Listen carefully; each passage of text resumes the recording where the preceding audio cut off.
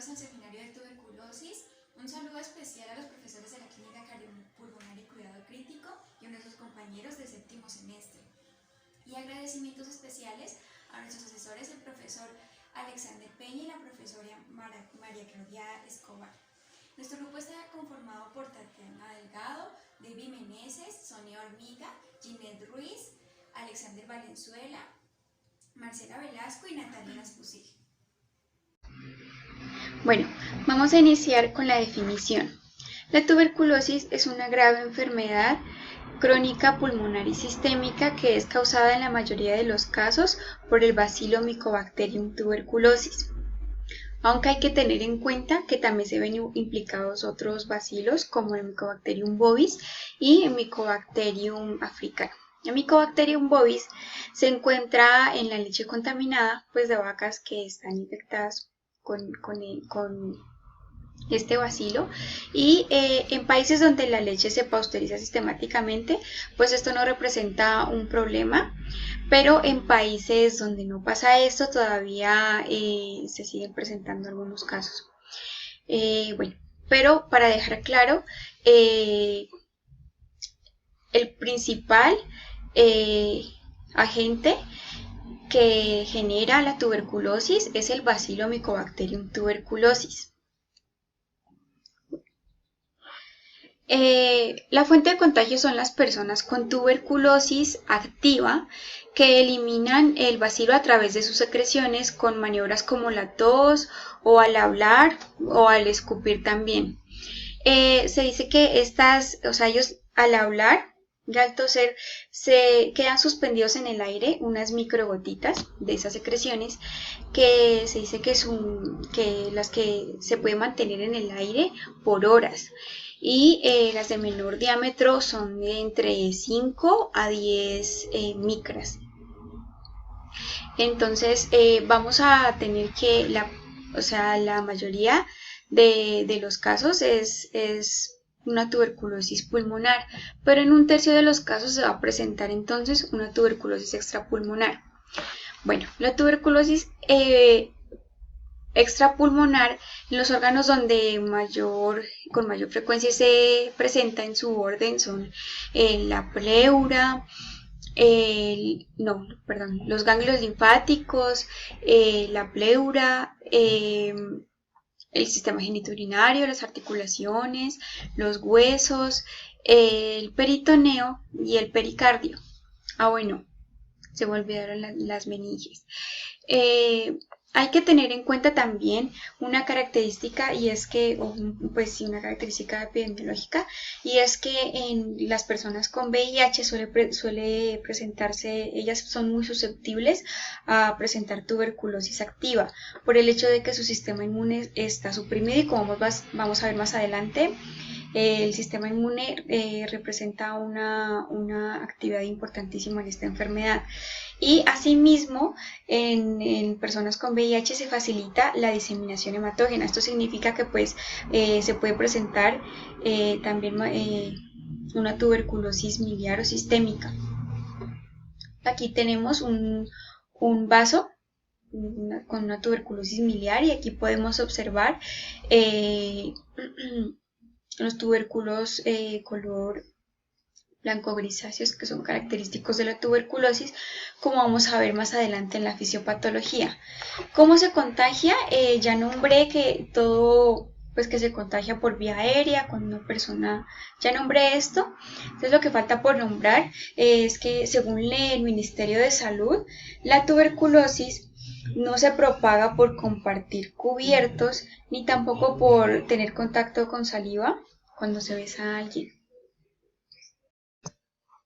Ahora vamos a hablar sobre la historia de la tuberculosis. La tuberculosis es una enfermedad que ha trascendido a lo largo de la historia de la humanidad.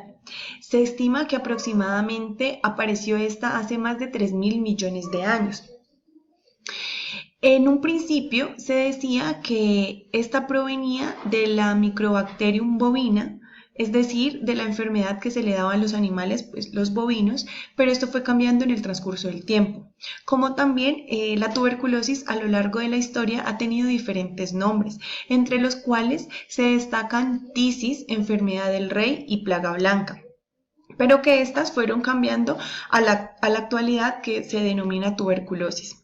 Las primeras apariciones de la tuberculosis se remontan a la era del Neolítico, donde la población, los seres humanos, dejaron de ser nómadas y pasaron a ser sedentarios, a ubicarse en poblaciones. Entonces este cambio de estilo de vida, la domesticación de animales, el cambio de la alimentación, como también de la estratificación social, fue uno de los factores que produjo que se dieran las primeras apariciones de la tuberculosis.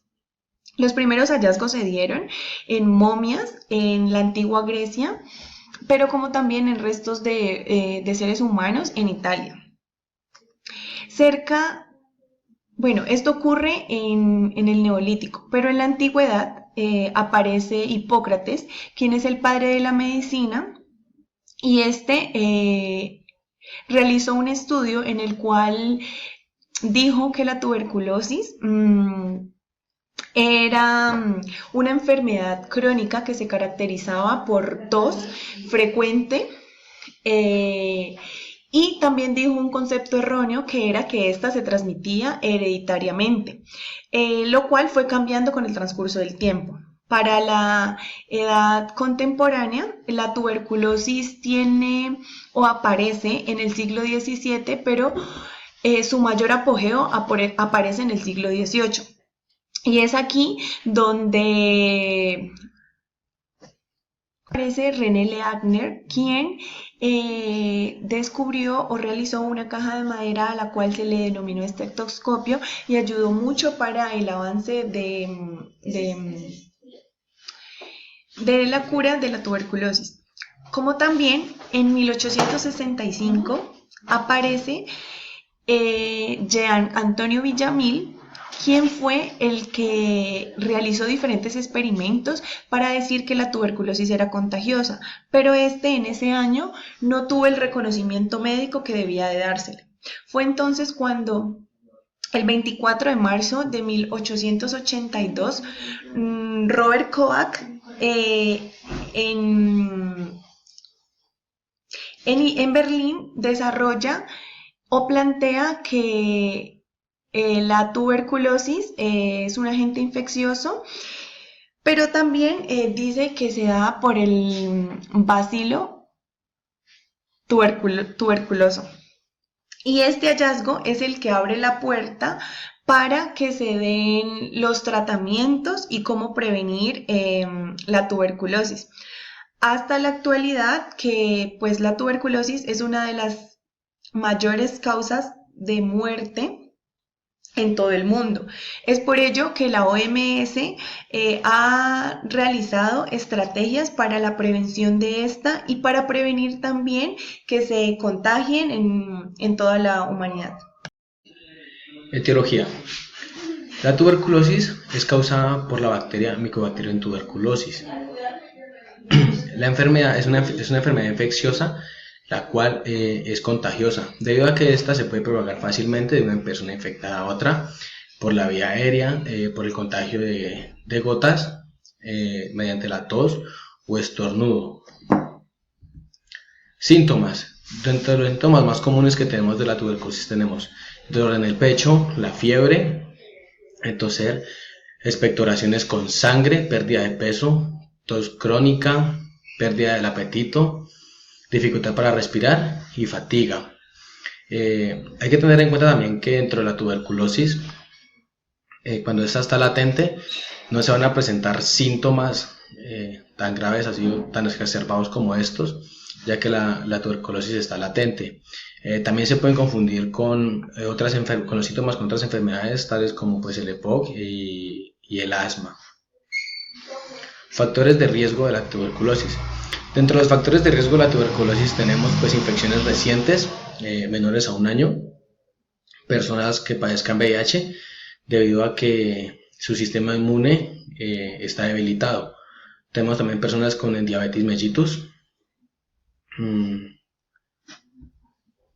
enfermedades respiratorias, como lo dije previamente, como el EPOC, el asma, también condiciones de hacinamiento, donde hay mucha gente aglomerada, tales como las cárceles, también por fumar, son factores de riesgo.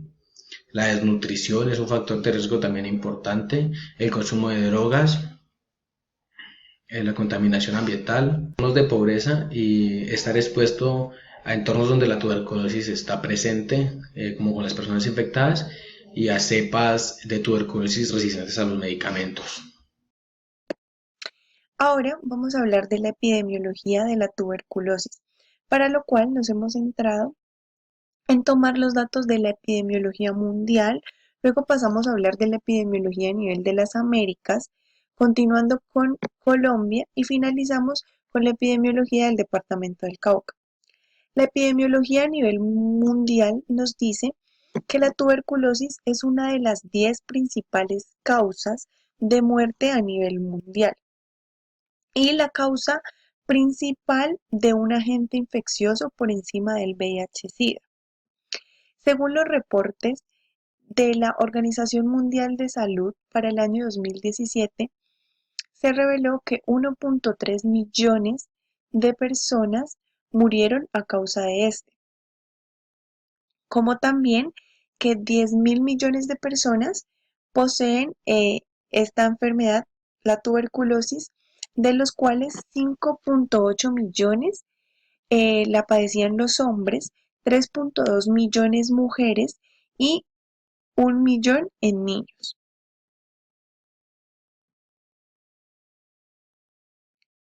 Pasamos a hablar ahora de la epidemiología en las Américas. Según el reporte de la OMS, las Américas reportó una estadística de 282 casos, de los cuales 27.000 fueron en niños, 22.000 en personas que convivían con el VIH-Sida y 23.000 personas fallecieron a causa de la tuberculosis para el año 2017. Se dice además que los centros de salud dejan de reportar 65.000 casos anuales de tuberculosis, para lo cual los ministros de salud de esta región, las Américas, crearon una estrategia o un plan que implementaba prevenir y reducir las estadísticas de la tuberculosis entre los años 2016 y 2019. Esta estrategia lo que buscaba era reducir los datos de la tuberculosis que ya existía, como también prevenir que ésta se propagara o se propague aún más. Estos tres aspectos lo que buscaban era, uno, la prevención de la tuberculosis en las personas que ya la tenían y pues evitar que ésta se propague. La segunda medida que se tomó fue que se diera un enfoque político, social, que buscara estrategias para el diagnóstico y el tratamiento de la tuberculosis. Y el tercero, se buscaron herramientas para evitar que éste se propagara y que se aumentaran aún más los casos de tuberculosis a nivel de todas las Américas, especialmente en América del Sur, donde se reportan bastantes casos. Ahora vamos a hablar de la epidemiología en Colombia. La tuberculosis en Colombia es considerada como un problema de salud pública debido a que es una de las enfermedades transmisibles que más casos ha aportado. Se dice, o según la estadística reportada para el año 2017, Colombia ocupó el quinto lugar a nivel de las Américas, pues se reportaron 16.000 casos, de los cuales el 63.2% ocurrieron en hombres. En cuanto al rango de edades, la mayor incidencia se alcanzó en las edades de 25 a 34 años y con menor incidencia en pacientes mayores de 65 años. Se dice que también la mayoría de los casos ocurrieron en pacientes que pertenecían al régimen subsidiado que existe en nuestro país. Como también se puede decir que en Colombia existen dos tipos de tuberculosis, la pulmonar y la extrapulmonar. Siendo la extrapulmonar una, pues una no, sino la que más aporta a esta patología.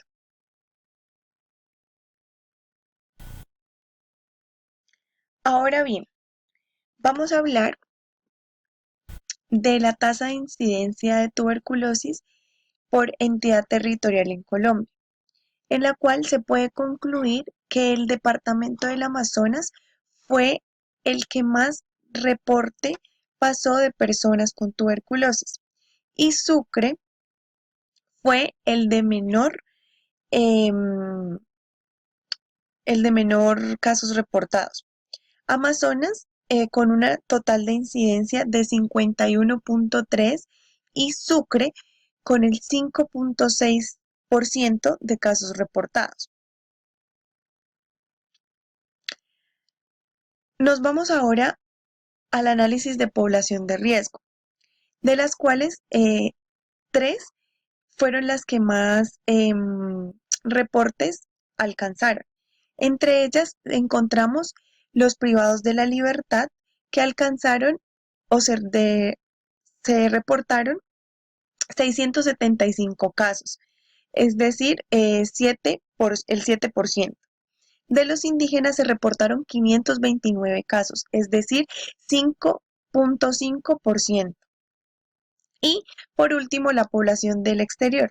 La población del exterior aumentó en el último año eh, con incidencia pues de tuberculosis, sobre todo en personas provenientes de nuestro vecino país Venezuela. Ellos fueron los que más reportaron tuberculosis a nivel pulmonar, además de ello que tenían coinfección con el VIH-Sida, de los cuales se reportaron 14 casos. Ahora pasamos a hacer el análisis de la población de riesgo. Se dice que en el análisis de la población de riesgo, los trabajadores de la salud son las personas que están más propensas a poseer esta enfermedad transmisible, eh, en el cual se reportaron cerca de 521 casos. Estos se dividieron en tuberculosis pulmonar y extrapulmonar, encontrándose que se vieron afectados mayoritariamente la población femenina. Ahora vamos a hablar de la epidemiología en el Cauca.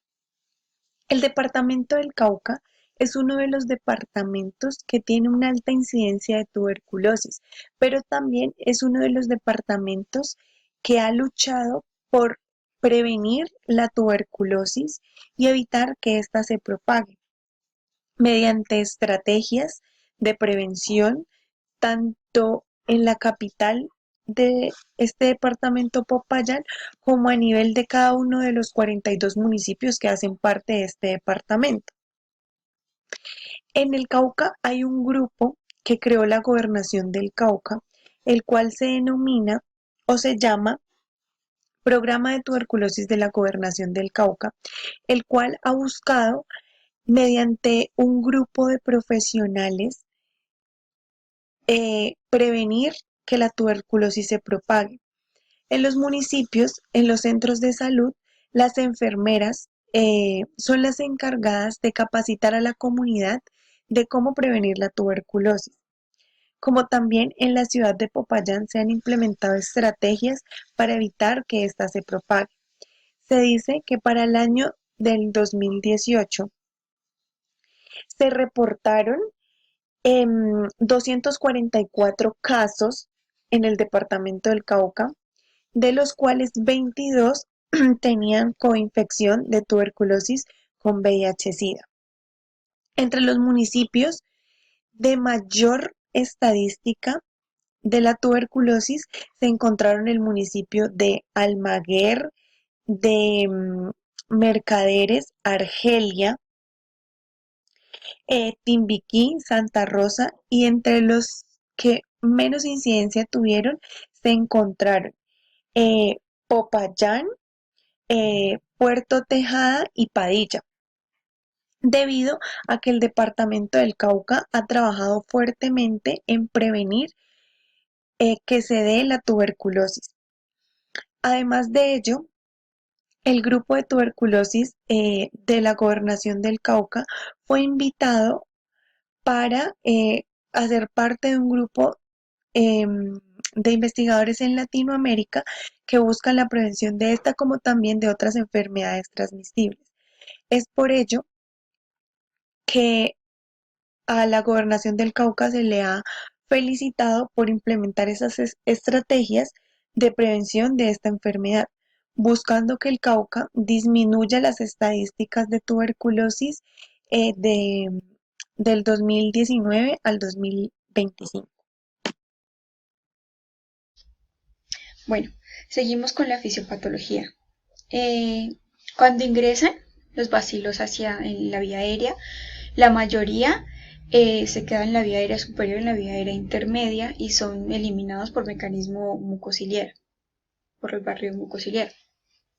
Y la literatura dice que menos de un 10% de estos bacilos ingresa al alveolo, pero esto es suficiente para generar una infección.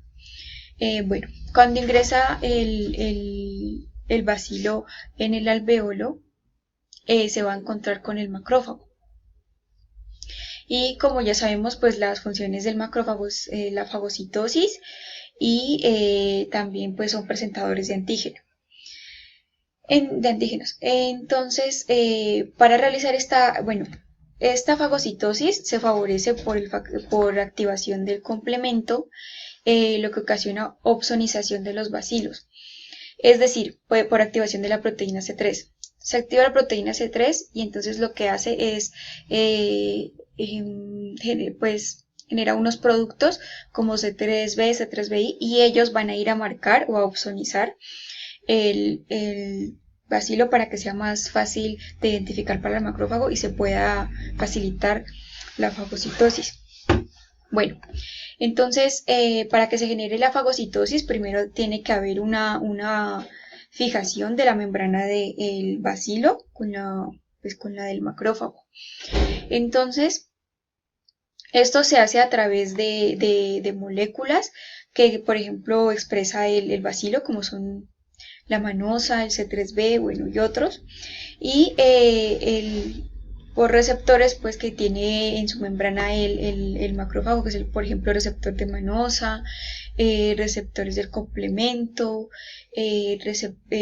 factor de crecimiento insulínico y receptores depuradores tipo A. Esta fijación de la membrana, pues esta fijación facilita pues la fagocitosis, o digamos que permite la fagocitosis. Entonces, estos receptores, esta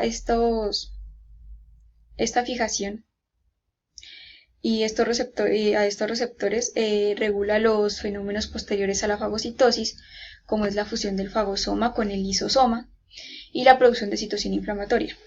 Entonces, ya sabemos pues que en este proceso infeccioso se va a haber implicado también pues una inflamación, un proceso de inflamación. Entonces, la fusión del fagosoma con el lisosoma es importante porque además en las funciones del macrófago, además de generar fagocitosis, está la de pues destruir ese bacilo y además digerirlo. Entonces, ¿cómo hace esto? Pues existen unos orgánulos dentro de esta célula, pues como los lisosomas, que contienen enzimas proteolíticas y otro tipo de sustancias, pues que van a permitir la destrucción de esos bacilos que se encuentran en el fagosoma. Entonces se necesita la unión del lisosoma con el fagosoma para que el lisosoma vierta sobre ese fagosoma pues esas proteínas que permiten la destrucción, esas proteínas y sustancias que permiten la destrucción de este bacilo. ¿Qué pasa con este bacilo de tuberculosis? Pues que genera una supervivencia dentro de los macrófagos. ¿A través de qué? Pues a través de estos 4 mecanismos. El primero pues es reducción de la acidificación, y esto se da por falta de acumulación de protones vesiculares de trifosfatasa de adenosina. El otro mecanismo es que inhibe la producción de fosfatidilinositol 3-fosfato, que en condiciones normales asigna al fagosoma para la selección de membrana, maduración y formación del fagolisosoma. Entonces, pues aquí vemos cómo es que inhibe esta unión, ¿no? Y además bloquea las defensas mediante autofagia. Entonces genera una doble membrana sobre el fagosoma. Y está también la acción de la pared celular bacteriana con glucolípidos de lipoaraminomanano. Y estos glucolípidos de lipoaraminomanano lo que hacen es inhibir el incremento de calcio intracelular, pues esto va a alterar la vía calcio-calmodulina, que ellos lo que hacen es intervenir pues en la fusión del fagosoma con el lisosoma. Entonces, a través de todo estos mecanismos es que el bacilo genera una supervivencia dentro de los macrófagos, y pues el macrófago no puede ni destruir ni generar digestión.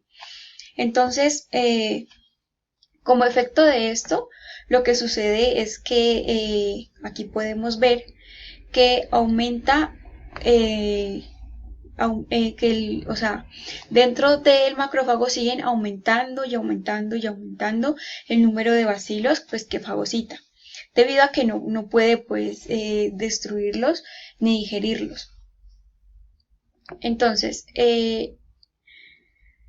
bueno, esta fagocitosis es la activación de respuesta inmunitaria mediada por células que después que cumple un papel importantísimo en la tuberculosis, que es lo que estamos nombrando.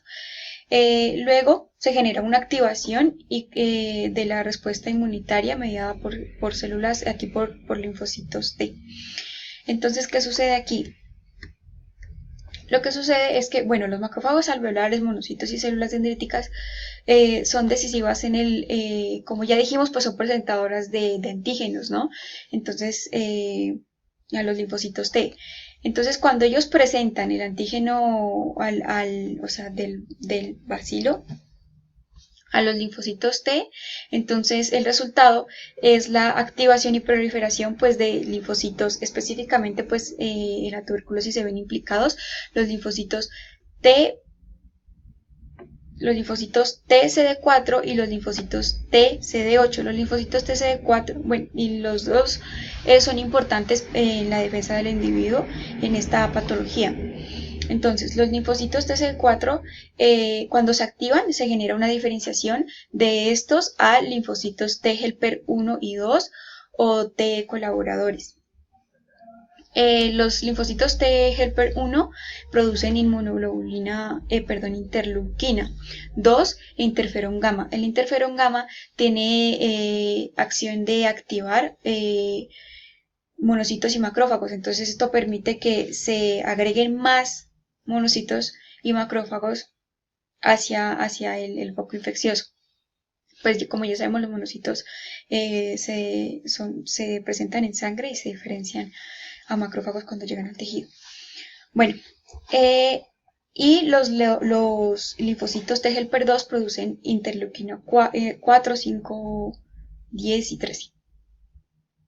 El interferón gamma pero produce pues generación de intermediarios reactivos de nitrógeno que están implicados pues en la destrucción del bacilo y regula genes que participan en los efectos bactericidas. Todo esto pues favorece digamos, la destrucción de este bacilo. Bueno, y tenemos los linfocitos TCD8. Estos están asociados con respuestas citotóxicas, producción de interferón gamma y de factor de necrosis tumoral, y además de destrucción de células infectadas. Entonces, todos estos son actividades protectoras que son facilitadas pues, por estos linfocitos. Entonces, como podemos ver, son esenciales en la respuesta frente al bacilo. Bueno, el hecho de que bueno, se active se genere pues esta activación de estos linfocitos T helper 1, se puede identificar con una prueba de tuberculina, que ya la vamos a ver más adelante en los diagnósticos. Bueno, como ya miramos, produce interferón gamma y lo que le da al macrófago es la activación de fagolisosomas y la producción de óxido nítrico, como les había nombrado, y producción de especies reactivas del nitrógeno. Entonces el óxido nítrico está implicado pues en la lisis pues o daño de estos bacilos. Entonces, como podemos ver, lo que hace los linfocitos T helper 1 es darle actividad bactericida al macrófago. Y pues se genera una destrucción de las microbacterias. Pero pues como ya sabemos, como ellos son resistentes, los bacilos, pues generalmente el macrófago no es capaz pues de por así decirlo, matar a estos bacilos. Entonces lo que se genera es una acumulación, y después de esta acumulación lo que sucede es que el macrófago explota. Entonces esto, bueno, además de todo este proceso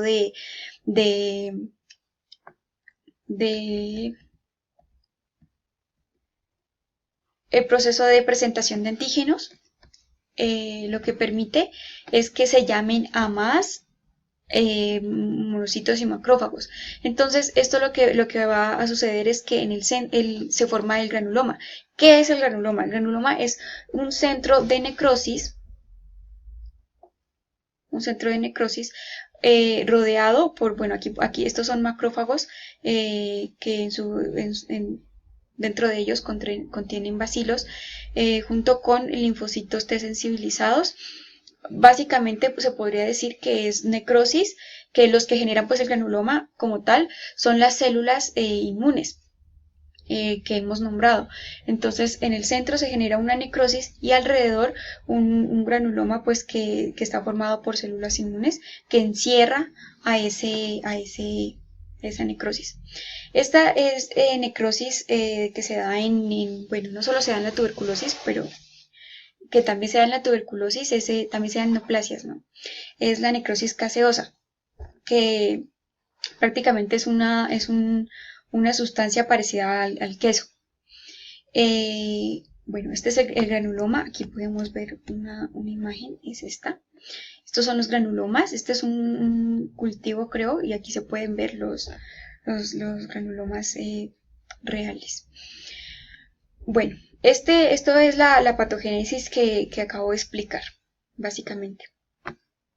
Entonces, resulta que en las personas que tienen un sistema inmune competente, se genera un proceso de tabicación de fibrosis sobre este foco infeccioso, sobre la parte necrótica, y esto lo que hace es limitar la diseminación de los bacilos. Esto no sucede en ciertas ocasiones. Bueno, ahorita vamos a ver esto, pero primero terminemos esto. Bueno, esto ya lo terminamos. Voy a seguir con diferencias entre la infección y enfermedad de tuberculosis. Aquí la pregunta sería, una persona que se infecta con tuberculosis, ¿se genera la enfermedad?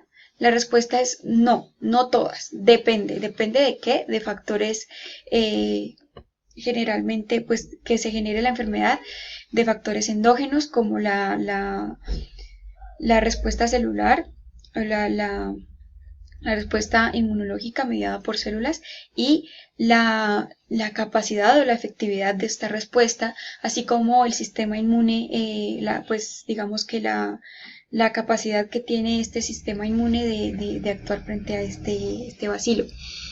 Entonces, ¿qué sucede?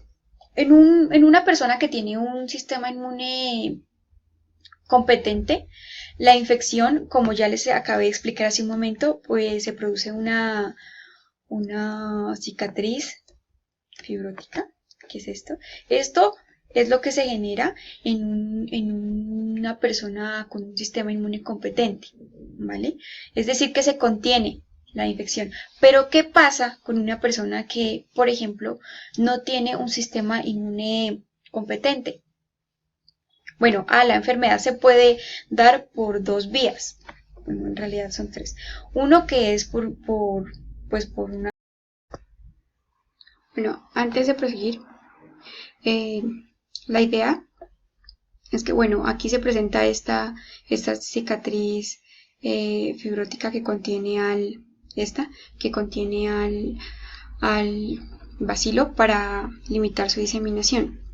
Entonces, ¿qué pasa? En algunas personas no sucede eso, en parte también porque pues el sistema inmune o la respuesta celular no responde de manera adecuada. Entonces, lo que se facilita es que suceda esto. Bueno, ya de aquí la formación de granuloma, como no hay esa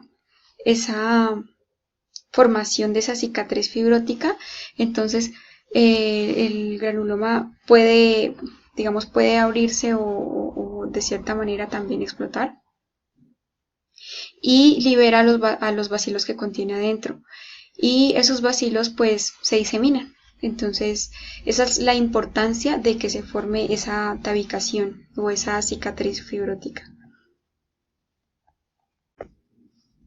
Bueno, una es la infección primaria que se da, la tuberculosis primaria, que que se caracteriza porque después de la infección progresa a la enfermedad, a una tuberculosis activa.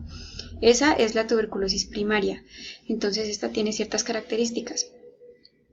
Una clasificación que están aquí, que es una consolidación lobular, a la adenopatía iliar, que están aquí. Esta es la adenopatía iliar. Y derrame pleural también se presenta. Bueno, estas dos características, la presencia de estas dos, de la clasificación del parénquima y clasificación del ganglio linfático, es lo que se denomina complejo de Ghon en la tuberculosis primaria. Entonces tenemos aquí un foco parenquimatoso blanco grisáceo, que sería pues la clasificación en el parénquima, y esto ya sería una clasificación a nivel de los ganglios linfáticos. Entonces ese es el complejo de Ghon, que sería esto, lo que está en rojito. Bueno, esa es la bueno, estaba apuntando la que no era, pero sí, es esta, la de la tuberculosis primaria. Y bueno, se puede dar una diseminación hematógena. ¿Cómo se puede generar esto? Debido a que yo les explicaba que esto se revienta, por así decirlo, y se disemina tanto en el mismo pulmón como hacia el sistema linfático, que es lo que genera pues la adenopatía, y como en el sistema venoso, que ya sería pues a circulación sistémica, y eso pues facilitaría pues una tuberculosis sistémica o miliar. Aquí se presenta un ejemplo del hígado del vaso. El vaso ya se los había mostrado al inicio en una imagen real. Y bueno, ahora sí las otras dos vías que yo les decía es por reinfección y reactivación, pues que hacen parte de la tuberculosis secundaria. Entonces la tuberculosis secundaria básicamente es una persona que ya ha sido que se presenta en una persona que ya ha sido sensibilizada, es decir, que ya presentó una vez la infección, pero su organismo la contuvo. Se generó la cicatriz y se generó una lesión latente. Entonces, ¿qué pasa dentro de ese granuloma que está ahí conteniendo el bacilo? Pues que hay bacilos que sí se destruyen, que se logran destruir, pero hay cepas de bacilos que se mantienen viables o latentes, ya sea dentro de los macrófagos que se encuentran en ese granuloma o dentro de el centro necrótico. Entonces, por reactivación significa que una persona por alguna situación, una enfermedad, alguna situación, tuvo una supresión del sistema inmune y eso le generó esa reactivación de esa lesión latente que tenía. Y pues se convirtió en tuberculosis secundaria, que es bastante grave, que ahorita miramos las características.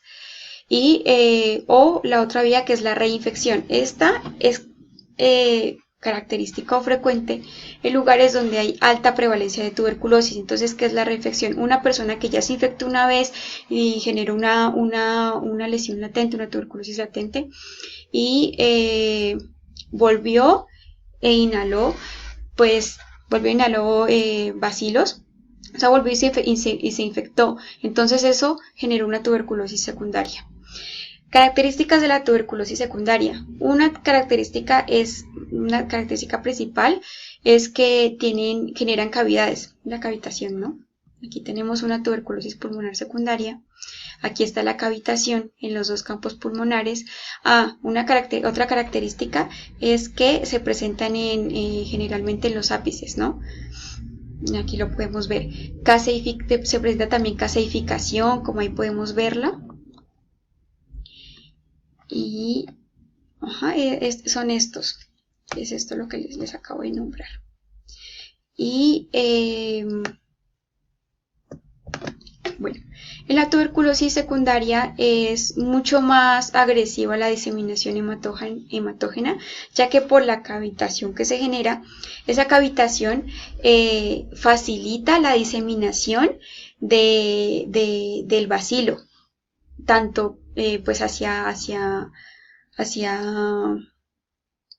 el resto del cuerpo por la circulación. Y por eso es más agresiva, ¿no? Y bueno, aquí podemos ver una alteración de tipo, primero que todo, hay una disminución de la superficie de intercambio gaseoso, la superficie total de intercambio gaseoso. Otra alteración que se presenta es que aumenta el grosor de la membrana por el proceso fibrótico que se presenta, por la inflamación. Entonces eso altera la difusión. Y además se genera una alteración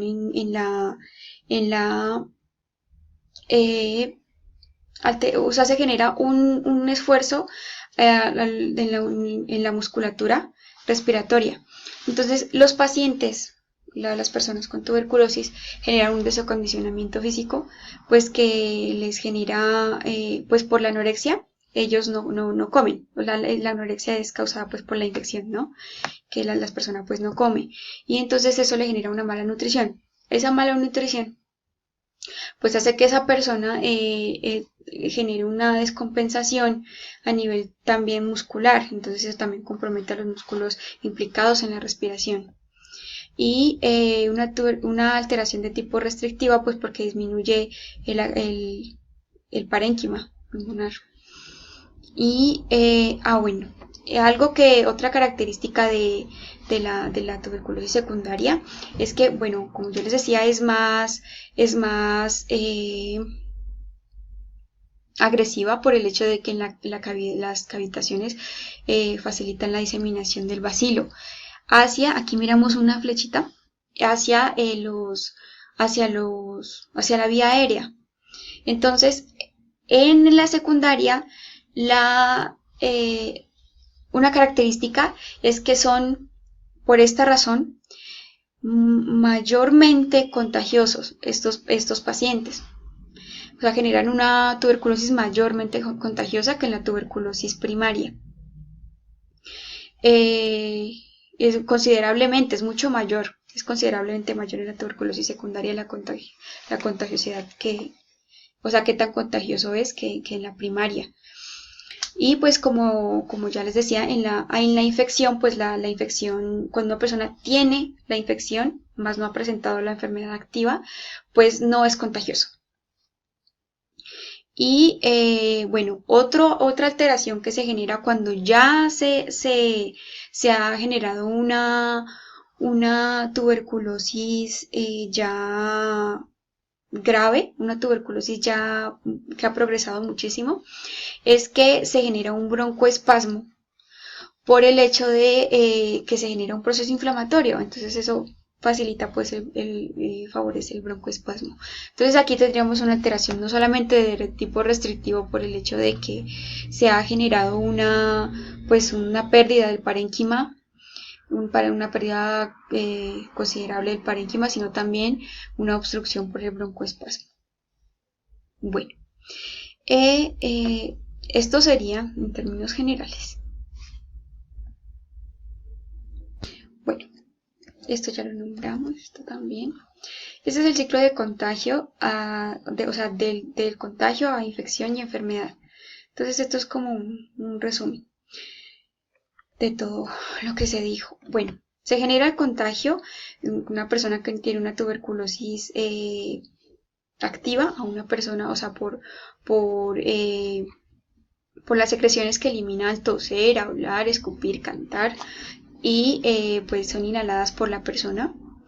Y bueno, aquí lo que nos está resumiendo o sintetizando es que la tuberculosis puede ser tanto pulmonar como extrapulmonar, y ya miramos cuáles son las causas de que se genere una pulmonar o extrapulmonar. Cuando ya se genera la infección, cuando ya ingresan los bacilos, se genera una inmunidad mediada por células. Entonces aquí están los macrófagos fagocitando y atacando esos bacilos. Además de eso se genera una respuesta que ya es mediada por linfocitos T, o sea, en la que participan los linfocitos T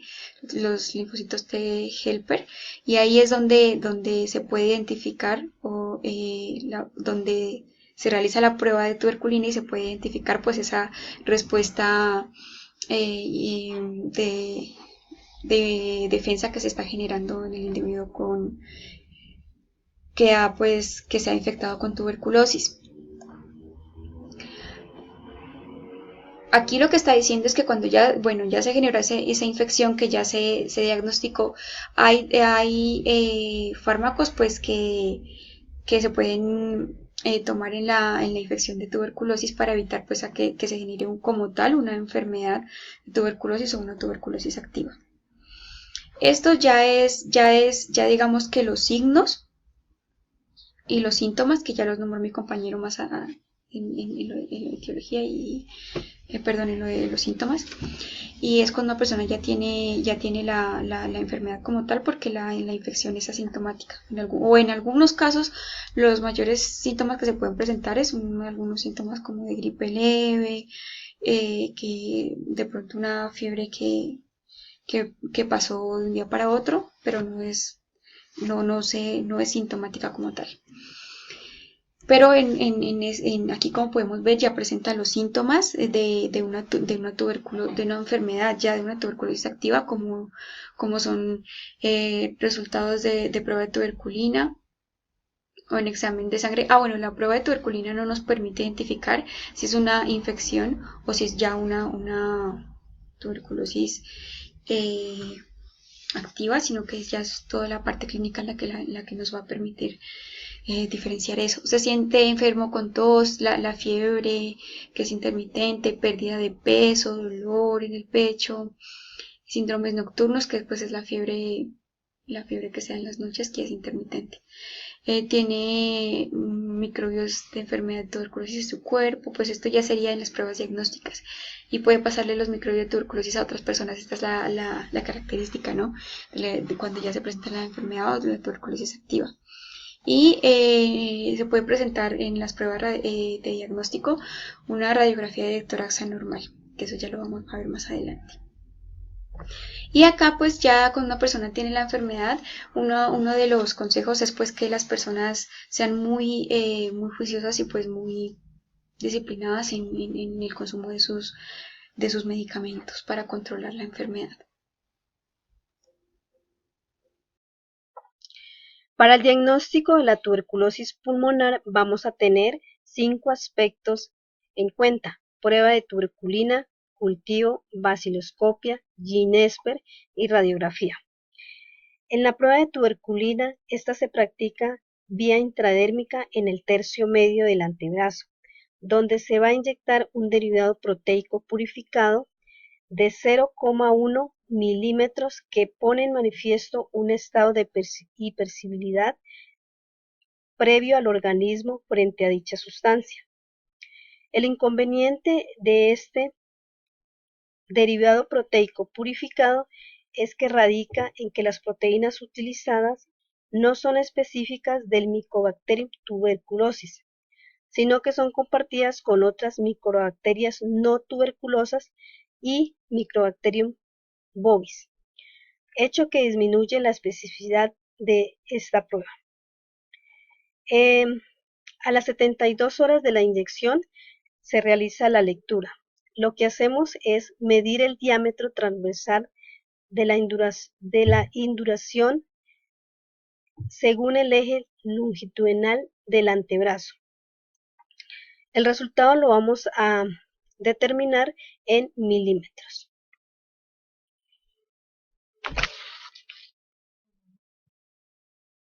En la prueba de tuberculina vamos a encontrar unos falsos positivos y unos falsos negativos. En cuanto a los falsos positivos, vamos a encontrar que primero que el individuo vacunado con BCG, segundo, una infección por microbacterias ambientales oportunistas, tercero, un individuo no sensibilizado a Mycobacterium tuberculosis que reciben transfusiones sanguíneas de personas sensibilizadas, y cuarto, ruptura de vasos o infección en la zona de inyección. En cuanto a la tuberculosis, de la prueba de tuberculina de falsos negativos encontramos.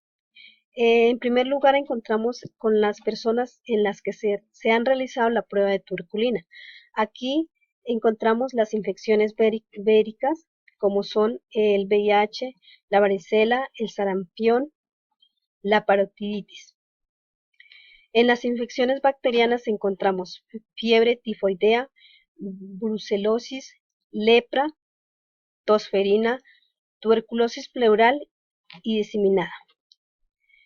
Encontramos también vacunaciones con virus vivos, sarampión, parotiditis y varicela. Alteraciones metabólicas como es la insuficiencia renal crónica. Encontramos en los fármacos corticoides y otros inmunosupresores.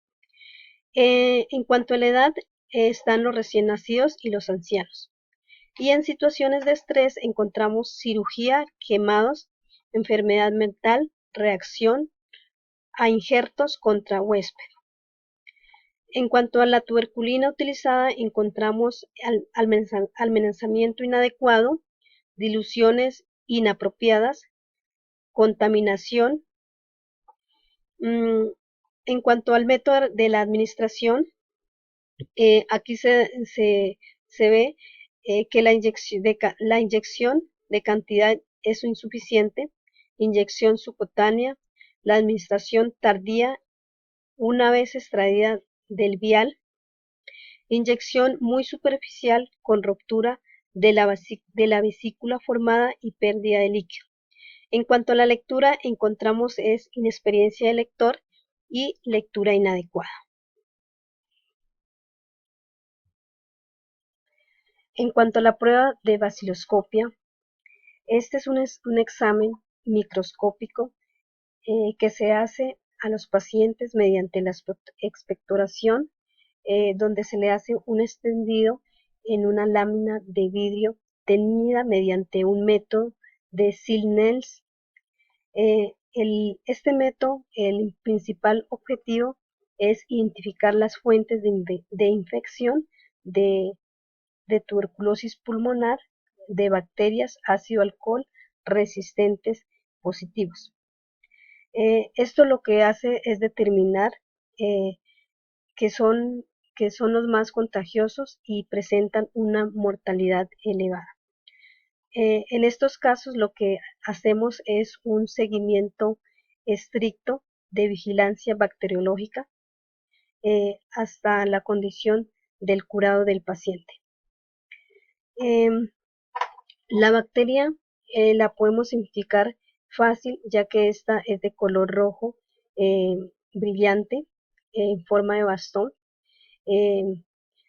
ya que esta es una bacteria que tiene un alto contenido de lípidos en la pared celular, donde esta tiene la capacidad de unirse a la fucina donde le da este color. Y además está sumergida al color azul por la sustancia de metilino. Cuando encontramos una baciloscopia negativa, es cuando se tiene pacientes con 2 baciloscopias seriadas negativas y un cultivo positivo, o baciloscopias seriadas de esputo negativo, pero con una imagen radiológica compatible de tuberculosis pulmonar activa. Es aquí donde la clínica nos da un dictamen que es altamente sospechoso y de contacto de bacilífero. Aquí encontramos también una escala internacional para el resultado de la baciloscopia, donde cuando es negativa no observamos bacterias ácido-alcohol resistentes en 100 campos. Cuando encontramos de 1 a 9 bacterias ácido-alcohol resistente en 100 campos, aquí vamos a encontrar es el número exactos de bastocitos. Cuando encontramos de 10 a 99 bacterias ácido-alcohol resistentes en 100 campos, aquí nos da positivo, donde lo vamos a identificar con una cruz. Cuando observamos de 1 a 10 bacterias ácido-alcohol resistente en 50 campos, aquí lo vamos a identificar con 2 cruces. Cuando el resultado nos da 3 cruces es porque encontramos o observamos más de 10 bacterias ácido-alcohol resistentes en 20 campos.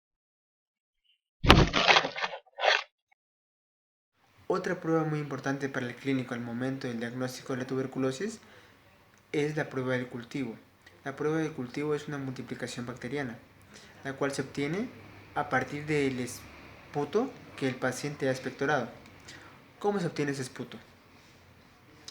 Lo que se debe hacer es, primero que todo, darle la óptima guía al paciente de cómo queremos que esa prueba nos salga. Lo que se busca es obtener el material que se encuentra en lo más profundo de la vía aérea, diferenciando este del escupitajo o la saliva. Se coloca un recipiente cercano a la boca para que al momento que el paciente expectore, deposite ahí su muestra. Una vez hecho esto, ese esputo que el paciente nos ha dado se lo lleva a incubación en lugares donde va a poder prosperar toda esa bacteria que se encuentra en dicha muestra. Pasado un tiempo, aproximadamente 3 semanas, vuelve y se retoma esa muestra para verificar qué tipo de bacterias han prosperado más, han madurado más. Con respecto a eso, ya sea la debida intervención. En este caso lo que buscamos es encontrar la tuberculosis. Casi siempre se va a tomar la, la muestra a partir del esputo, en la mayoría de casos. ¿Tiene algún riesgo esta prueba?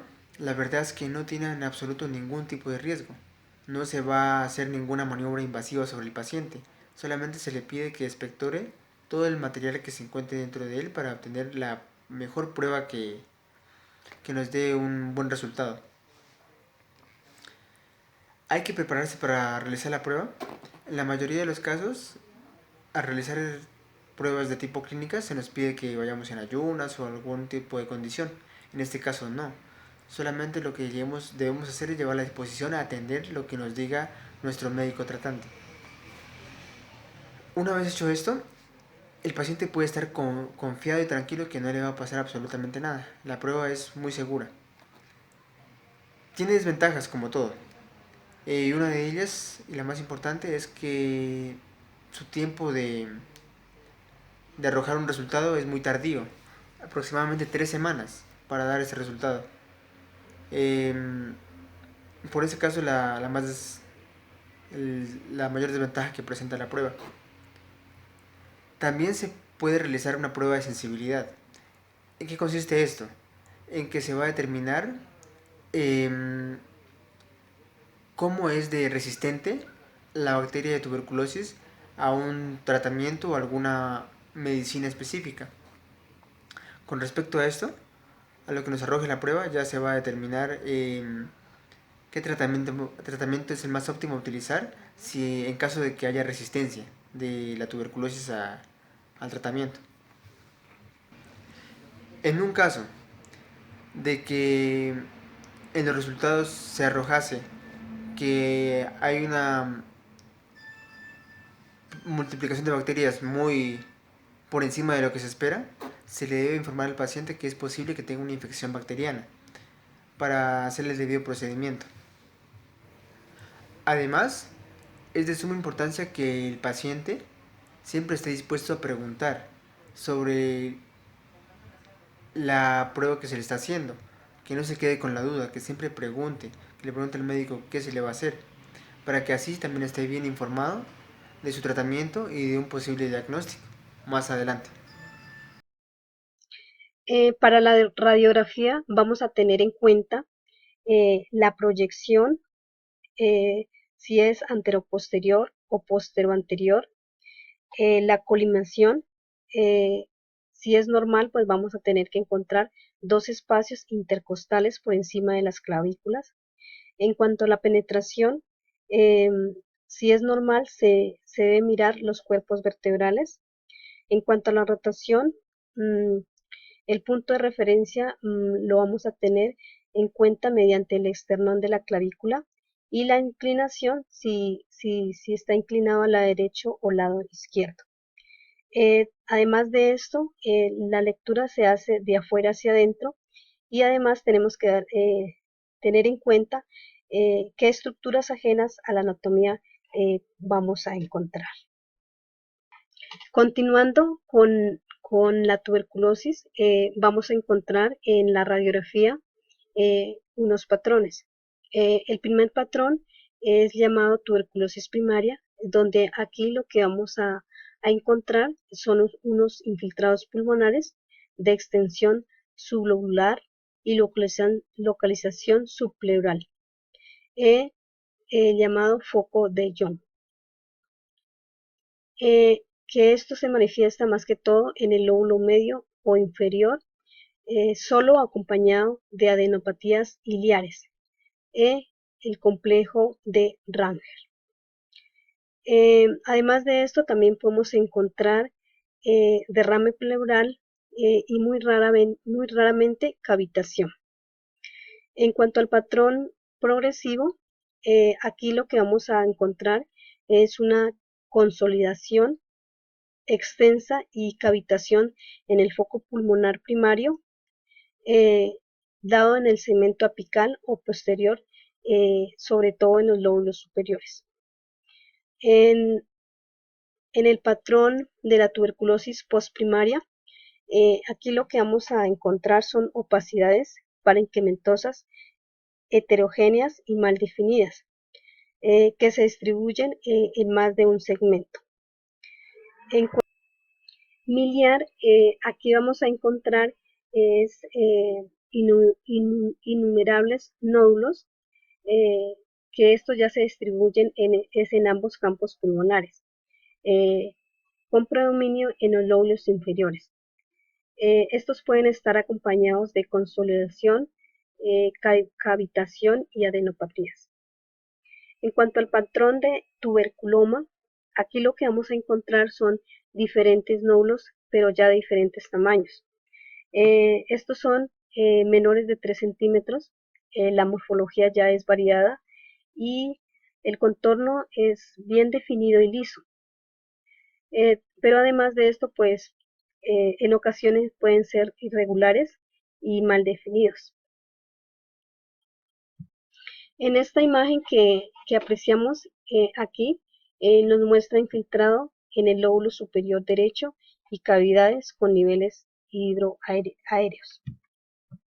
En esta, lo que vamos a mirar es una tuberculosis primaria, donde encontramos adenopatías a nivel del hilo pulmonar derecho asociado a imágenes parenquimatosas. Aquí encontramos en esta imagen un patrón miliar, pequeños micronódulos de 1 a 3 milímetros, distribuidos difusamente en ambos campos pulmonares. Aquí en esta imagen podemos apreciar un derrame pleural basal e imágenes parenquimatosas apicales derechas, la presencia de un derrame pleural en un paciente joven relativamente asintomático es altamente sugerente de tuberculosis. Aquí vamos a encontrar el patrón postprimaria, donde podemos observar una consolidación del lóbulo superior derecho, el lugar frecuente de afectación en la tuberculosis. En esta imagen miramos una condensación múltiple con un área sugerente de excavación como manifestación de tuberculosis. Aquí lo que podemos apreciar es una tuberculosis activa, donde miramos es reducción del volumen del lóbulo superior derecho, contracción del mediastino, tractos fibrosos y excavaciones. El estudio ha demostrado pues que hace referencia es a una tuberculosis activa. Otra prueba muy reciente para el diagnóstico de la tuberculosis es el GeneXpert. Es una prueba que ha venido de Estados Unidos, específicamente fue desarrollada en la Universidad de Nueva Jersey. Esta prueba se basa en un método molecular automatizado que se basa en la extracción de ADN y también la amplificación genómica por PCR en tiempo real, o sea, en el mismo instante en que se está sacando el resultado. Y también detecta la resistencia que tiene la enfermedad a algunos medicamentos, como entre ellos la rifampicina, que es uno de los medicamentos con los que más se trata la tuberculosis. Este tipo de resistencia se debe o se puede dar por mutaciones en el gen RPOB. Con esta prueba se diagnostica la tuberculosis y también el nivel de resistencia que tiene esta a la rifampicina específicamente. Y una de las mayores ventajas que tiene es que el resultado se da en cuestión de horas, no necesita semanas para un resultado, y lo que permite además que el abordaje del paciente sea más rápido y un nivel de fiabilidad bastante alto. Tratamiento farmacológico de la tuberculosis. El tratamiento farmacológico debe estar estrictamente supervisado para garantizar el éxito de este. En este tratamiento se deben tener en cuenta las condiciones del paciente, como lo son la comorbilidad, el peso y el estado nutricional de este. El tratamiento farmacológico se va a dividir en dos fases, una primera fase o fase intensiva y una segunda fase o fase de continuación. La primera fase o fase intensiva se va a dividir en 56 dosis y se va a dar de lunes a sábado. En esta fase va a estar compuesta por el tetraconjugado, que es el RHZE, que es la rifampicina, la isoniazida, la piracinamida y el etambutol. Esta fase se debe tener en cuenta el peso del paciente. Cuando un paciente pesa de 30 a 39 kilogramos, se van a dar 2 tabletas. Cuando el paciente pesa de 40 a 54 kilogramos, se van a dar 3 tabletas. Cuando el paciente tiene un peso igual o superior a los 55 kilogramos, se van a dar 4 tabletas. En la segunda fase o fase de continuación también va a estar dividida en 56 dosis, pero solo de RH, rifampicina e isoniazida. En esta fase solo se va a dar 3 veces por semana, que va a ser por lo general lunes, miércoles y viernes. En esta fase también debemos tener en cuenta el peso del paciente.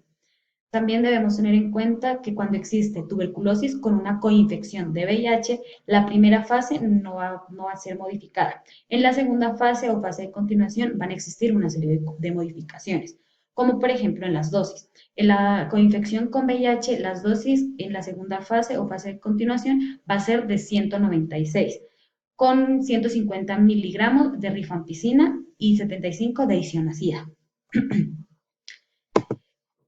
Bueno, el mecanismo de acción. El mecanismo de acción de la rifampicina. La rifampicina es un bactericida que actúa sobre el Mycobacterium tuberculosis y presenta actividad variable sobre otras especies atípicas. Lo que hace es inhibir el ADN polimerasa que depende del ADN de cepas bacterianas sensibles, sin afectar la actividad o los sistemas enzimáticos del huésped. El mecanismo de acción de la isoniazida. La isoniazida también es un bactericida que actúa sobre el Mycobacterium tuberculosis y es de crecimiento acelerado. Lo que hace es inhibir la síntesis del ácido micolítico, que es un componente importante de la pared celular. El mecanismo de la piracinamida aún no se conoce o es algo desconocido, aunque existen estudios que dicen que esta actúa o se activa cuando existe un pH ligeramente ácido. El etambutol es un bacterostático que suprime la multiplicación al interferir en el ARN, en la síntesis del ARN. Es efectivo únicamente contra micobacterias en proceso de división activa.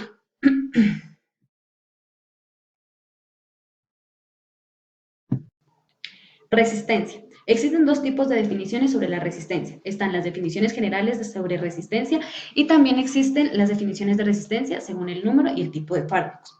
En las definiciones generales sobre la resistencia vamos a encontrar la resistencia natural, la resistencia en casos nuevos y la resistencia en casos previamente tratados. La resistencia natural se va a dar por resistencia a cepas silvestres, fruto de la multiplicación continua por mutuaciones simultáneas, y esto va a ser independiente en cada fármaco. En la resistencia en casos nuevos se va a dar cuando un paciente no ha recibido tratamiento o lo ha recibido por menos de un mes. La resistencia en casos previamente tratados es cuando un paciente ha recibido tratamiento por más de un mes y se va a dar por mala adherencia al tratamiento, por mala absorción, por mala prescripción médica o porque los medicamentos no se encuentran en buen estado. Las definiciones de resistencia según el número y el tipo de fármacos. La monoresistencia. La monoresistencia es cuando existe resistencia in vitro a un fármaco antituberculoso. La polirresistencia es cuando existe resistencia a más de un fármaco antituberculoso diferente a la rifampicina y a la isoniazida simultáneamente.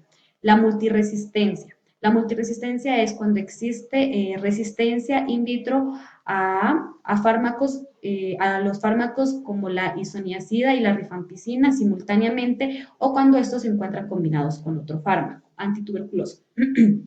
La tuberculosis extensivamente resistente a fármacos es cuando existe resistencia in vitro de la multiresistente a una fluoroquinolona y al menos a un medicamento inyectable de segunda línea. Y también existe la resistente a la rifampicina, que es cualquier tipo de resistencia a este medicamento. Bueno, el tratamiento de la tuberculosis multidrogo resistente se va a dar por las fluoroquinolonas, los agentes inyectables de segunda línea y otros agentes de núcleo de segunda línea. Se debe hacer vigilancia y seguimiento al diagnóstico, durante y después del tratamiento. Se dice que es abandono cuando un paciente deja el tratamiento por más de un mes. Si éste decide regresar, se debe hacer una vaciloscopia. Si esta sale positiva, se debe iniciar nuevamente el tratamiento. Si esta sale negativa, se puede continuar con el tratamiento previamente dado. Se dice que es fracaso cuando un paciente en tratamiento presenta una vaciloscopia positiva después del 4.º mes de tratamiento y esta se debe confirmar con un cultivo.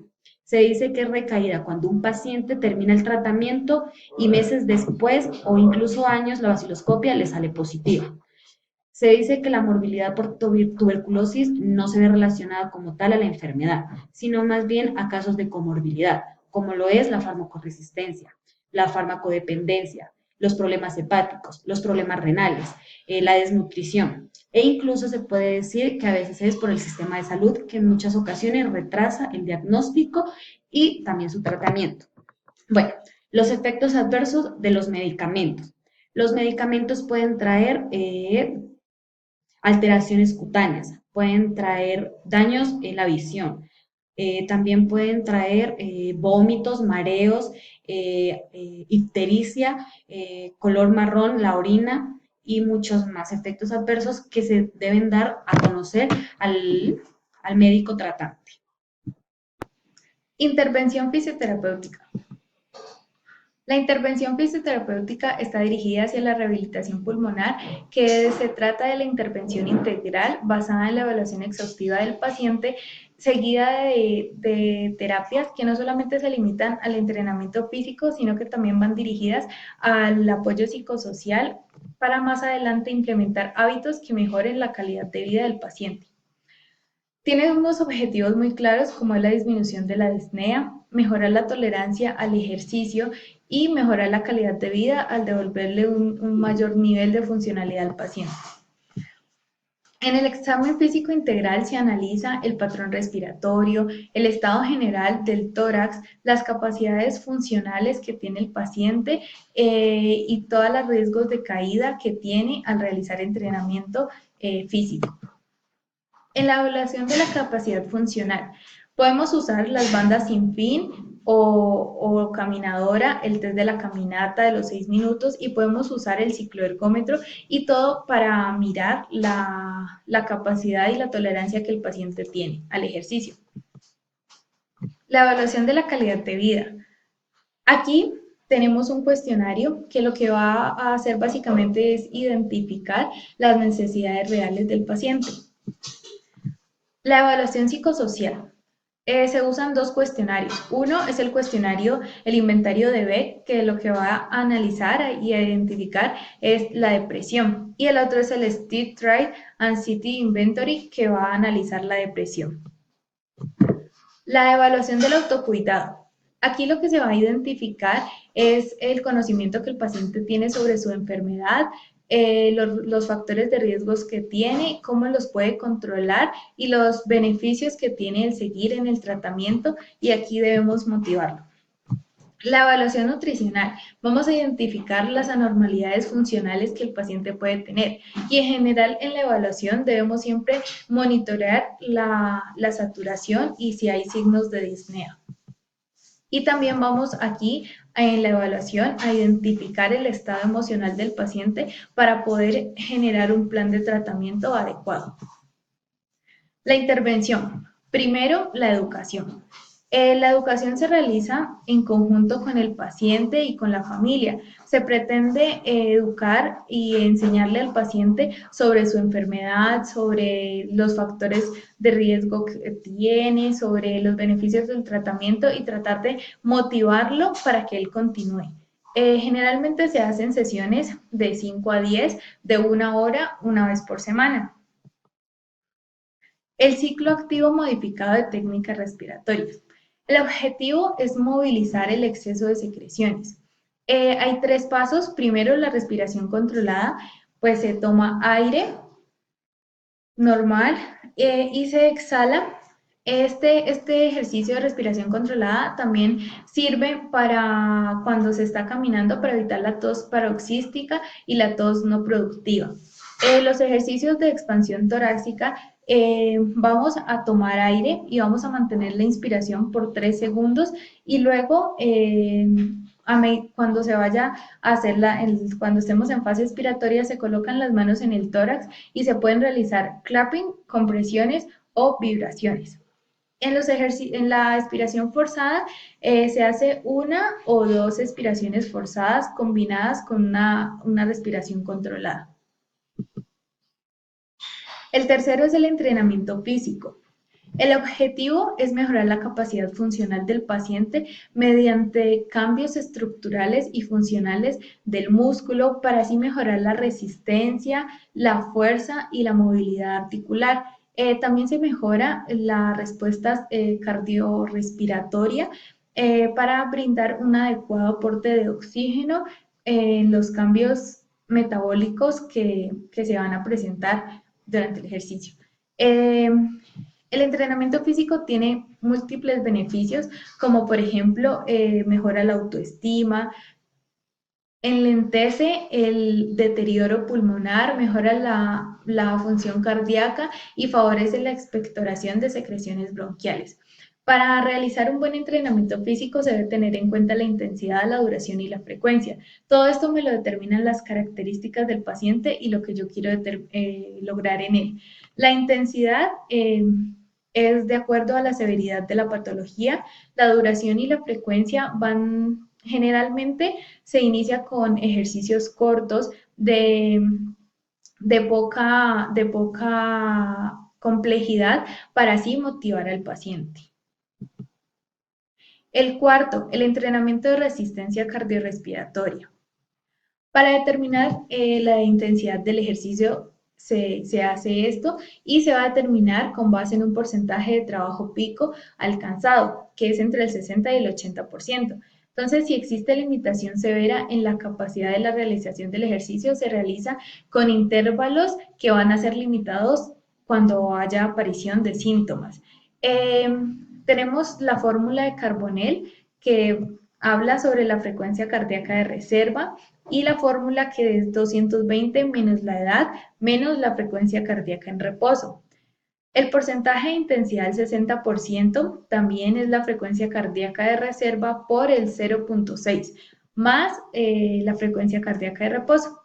Y el porcentaje de intensidad del 80% es la frecuencia cardíaca de reserva por el 0.8 más la frecuencia cardíaca de reposo. El entrenamiento específico en miembros superiores, podemos usar TheraBand, podemos usar el cicloergómetro de brazos, podemos usar las pesas. Todo lo va a determinar la tolerancia del paciente. Y esto nos ayuda a mejorar la resistencia y la fuerza que tienen los miembros superiores para realizar actividades de la vida diaria. La posición que adopte el paciente va a ser de acuerdo a la severidad de la patología, si hay alteraciones osteomusculares o alteraciones hemodinámicas. Se debe siempre controlar y tener monitoreada la saturación y la frecuencia cardíaca. Sexto, el entrenamiento específico en miembros inferiores. Se usa la caminata, el cicloergómetro de pies, las pesas y también TheraBand. Se ha comprobado que mejora la calidad de vida, puesto que disminuye la sensación de disnea. Y la séptima, el entrenamiento en flexibilidad. Este está indicado porque mejora la postura y mejora la movilidad de la caja torácica, y esto lo que hace es que la respiración y la postura están muy relacionadas.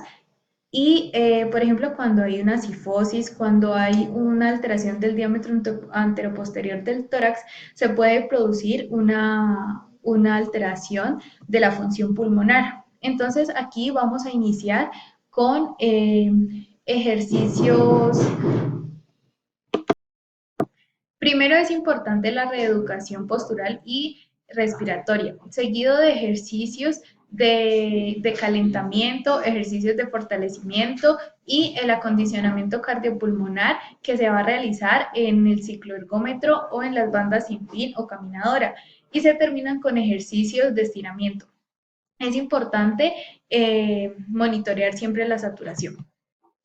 El octavo, ejercicios respiratorios con relajación muscular, vibraciones, compresiones, tos y drenaje postural. Aquí se realizan respiraciones controladas con movimientos activos del tórax. Luego en la fase expiratoria se colocan las manos en el tórax y se realizan movimientos ya sea más fuertes o suaves que van a ser las compresiones y las vibraciones. Luego el paciente va a adoptar posiciones que le permita limpiar los campos pulmonares. La tos es muy importante porque cuando hay presencia de secreciones, porque esta nos va a permitir eliminarlas y se debe tener en cuenta que se debe lograr una tos productiva y no una tos sofocante, que lo que va a hacer es fatigar la musculatura. Y el drenaje postural es también la adopción del paciente en diferentes posturas para poder drenar los campos y así limpiar la vía aérea. Noveno, el drenaje autogénico. Es la combinación de la respiración controlada y con respiraciones a volúmenes diferentes. El objetivo es incrementar el flujo aéreo en el árbol bronquial, mejorando la ventilación y la expectoración. Tiene tres fases, que es despegar secreciones al respirar con volúmenes bajitos. Segundo, recolectar secreciones al respirar con volúmenes corrientes. Y tercero, evacuar secreciones al respirar con volúmenes altos que van a producir tos y posterior expectoración. El flúter.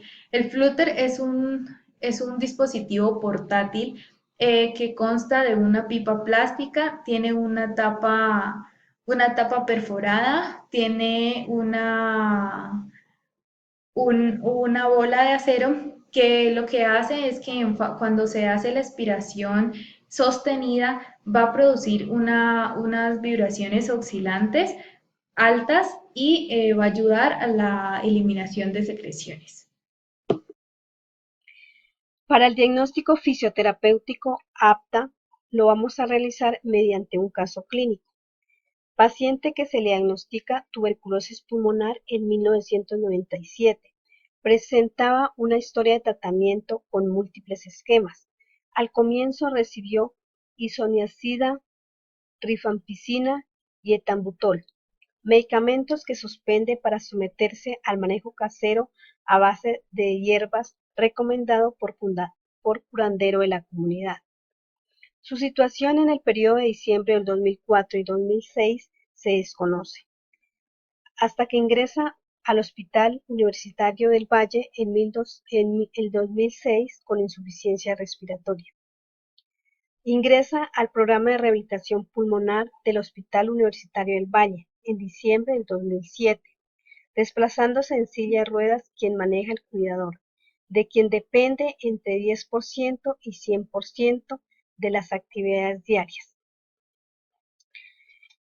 Al realizar la evaluación fisioterapéutica inicial se identificó deficiencias en la capacidad aeróbica, en la ventilación e intercambio gaseoso, en la movilidad articular y en el desempeño muscular. Los campos pulmonares con murmullo vesicular disminuido globalmente con roncos, estertores, sibilancias. El paciente dependía por completo de oxígeno por cánula nasal a 4 litros por minuto, de manera continua. Habla recortado, patrón respiratorio rápido, superficial de predominio costal superior, con disnea a esfuerzos pequeños, expansibilidad torácica disminuido en ambas bases, tos efectiva con expectoración de secreciones mucoides en moderada cantidad, con pérdida de fuerza muscular generalizada en miembros superiores e inferiores según la escala de Daniels, 3/5, En la prueba de función pulmonar de la curva flujo-volumen mostró severo compromiso mixto. Volumen expiratorio forzado 1, 15%. Capacidad vital forzada 31%. Volumen expiratorio forzado 1 sobre capacidad vital forzado 40%. Sin respuesta a broncodilatador inhalado. Los gases arteriales mostraron hipoxemia. La tomografía de tórax mostró patrón de vidrio esmerilado en ápices pulmonares, bulas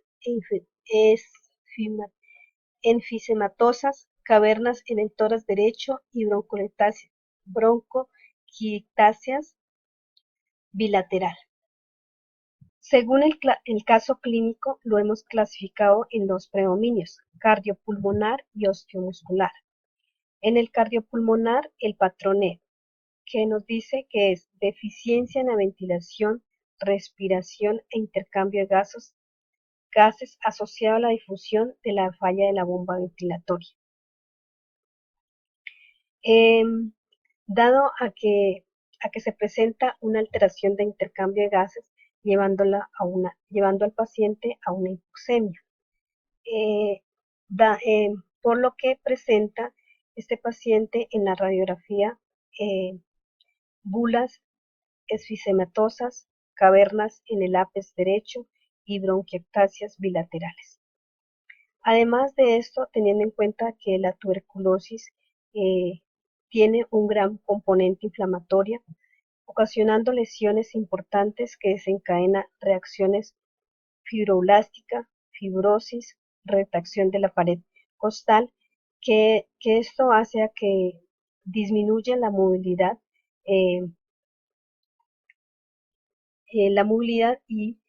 que complique la expansión pulmonar y además también la función del diafragma.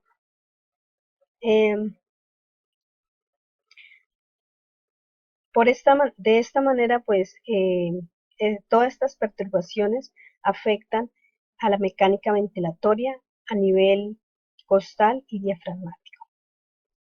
En cuanto al osteomuscular, lo clasificamos como patrón C, que dice que es la deficiencia en el desempeño muscular, porque el paciente con tuberculosis son propensos a anorexias, ya que son pacientes que no tienen una buena alimentación, pues por el mismo problema.